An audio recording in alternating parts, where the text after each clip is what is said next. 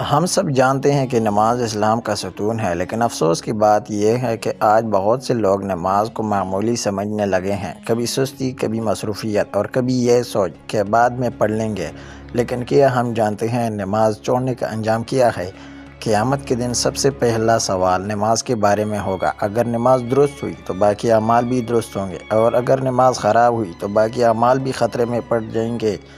نماز چھوڑنے سے دل سخت ہو جاتا ہے، برکت ختم ہونے لگتی ہے، بے سکونی بڑھتی ہے اور انسان آہستہ آہستہ اللہ سے دور ہونے لگتا ہے۔ گناہ آسان لگنے لگتے ہیں اور نیکی مشکل محسوس ہونے لگتی ہے۔ سوچئے، جس رب نے ہمیں پیدا کیا، رزق دیا، زندگی دی، ہم دن میں صرف 5 وقت اس کے سامنے کھڑے بھی نہ ہوں۔ نماز بوجھ نہیں، سکون ہے۔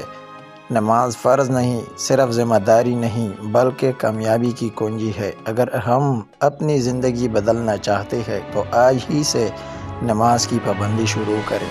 یاد رکھیے، جو شخص نماز کی حفاظت کرتا ہے، اللہ اس کی حفاظت فرماتا ہے۔ اگر یہ پیغام دل کو لگا ہو تو ویڈیو کو لائک کریں، دوسروں تک پہنچائیں اور چینل کو سبسکرائب کرنا نہ بھولیے۔